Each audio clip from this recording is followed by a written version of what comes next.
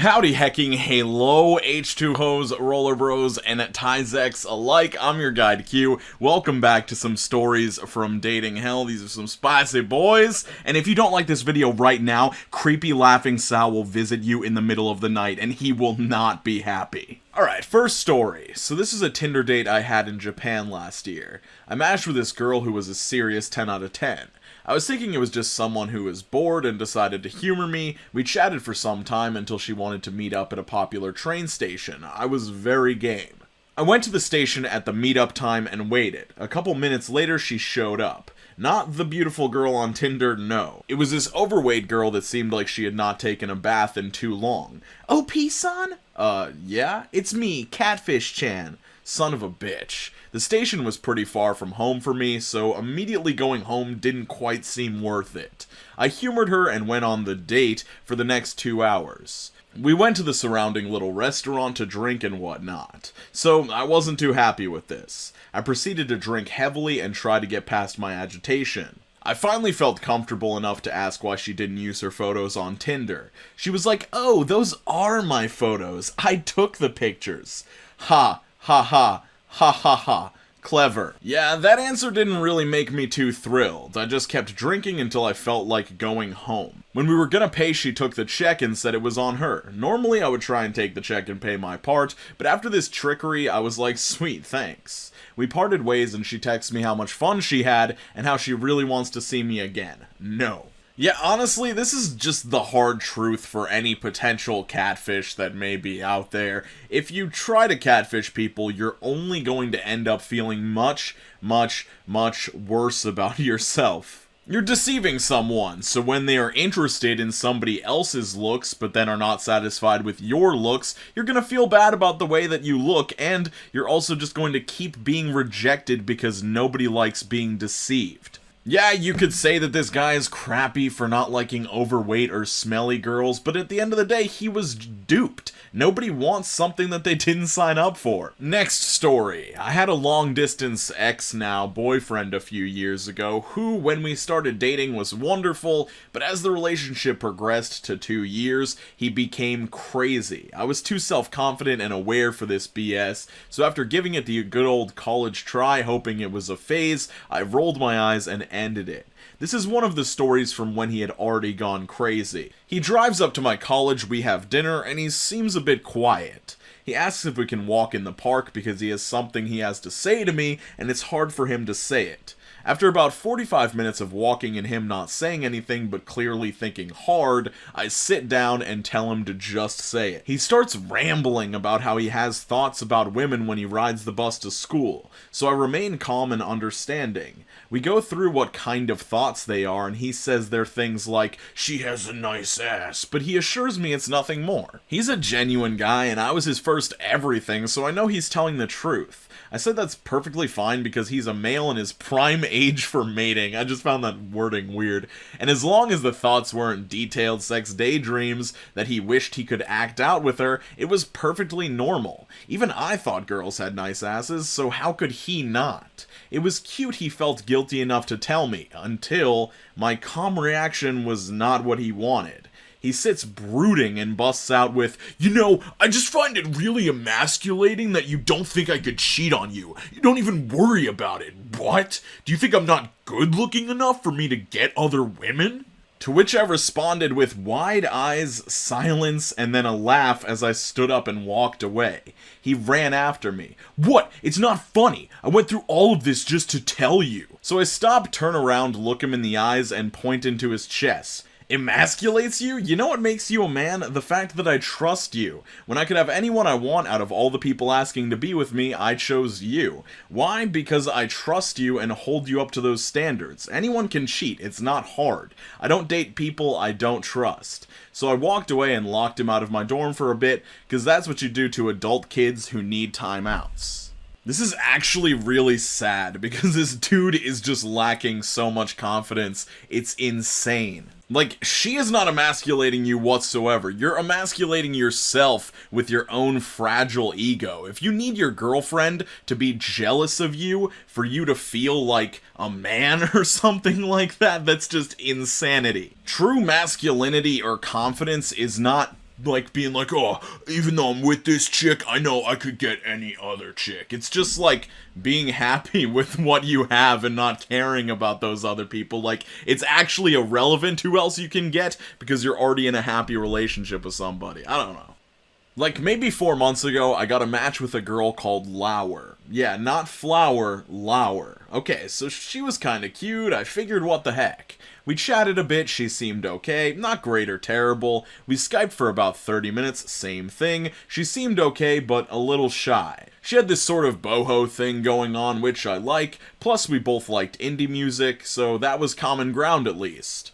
I asked if she wanted to go out for Japanese, she says okay, she's never had it. First, she hadn't dressed up at all. Apparently she got dolled up for her Tinder pics and for Skype, but not for dates. Now, I'm definitely not one for suits and slick hair, but I can put on khakis and a collared shirt and bun my hair and at least look casually presentable. This chick was wearing some kind of eggplant purple booty shorts and a loose tank top and flip-flops, and trust me, she didn't have the body for booty shorts or tank tops. Okay, that's subjective, but still it seems a little bit trashy for the establishment you were going to. But I'm like, whatever, maybe her personality will shine through the shyness, and she'll be a hidden gem. Heh. Right off the bat, she starts talking about her time in the Peace Corps. I figured, okay, it's interesting enough, travel stories. We get to the spot, and right away the hostess is looking at her funny. It isn't a big fancy place, but it's a Friday night and kind of a date spot, and you can tell the hostess isn't really approving of this. But whatev, she was gracious about it. Okay, can I just hop in again and say, crappy hostess? I mean, honestly, that's like a customer. If you don't have a dress code, then there's really nothing that you should be doing or saying or emoting about this. Don't make the customer feel weird just because they're wearing something that you might not approve of. Anyway, moving on. We get seated and we're sitting with like 8 other people at a common table eating appetizers. And she's still talking about the Peace Corps. But now she's talking about treating people with stuff like leprosy and diphtheria and skin diseases and procedures women use to self-abort in Ghana. And I can tell the other folks are getting kind of uncomfortable, so I'm like, okay, subject change. I ask her what her name meant, and she goes, my mom's name was Laura, so she named me Lauer, rhymes with flower. So I'm like, okay, it looks like lower. And she goes, well, it's not, it's Lauer.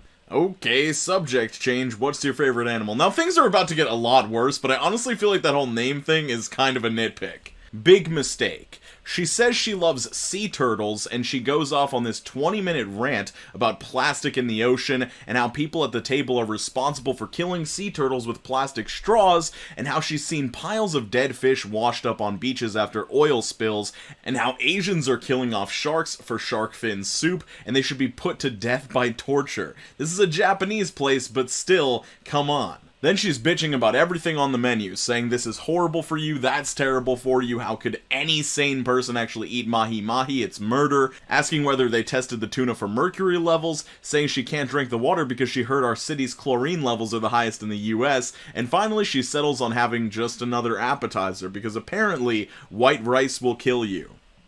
By now, it's like that movie Bye Bye Love. This isn't your first time in a restaurant, is it? This person has a weird style of writing, to be honest.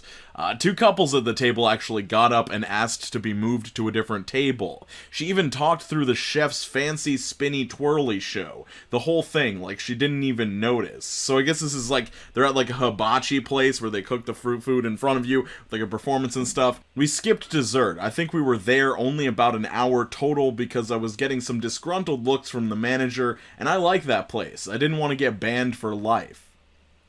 Then she's like, do you want to go back to my place? And I'm like, it's kind of late, it is almost 10:30, but she says, oh, come on, it'll be fun. So, okay, we go to her place, which is filled with animals. She's got like 5 lizards, 3 cats, 4 dogs, a ferret, 3 fish tanks, and a cage with hedgehogs, and a snake in a terrarium.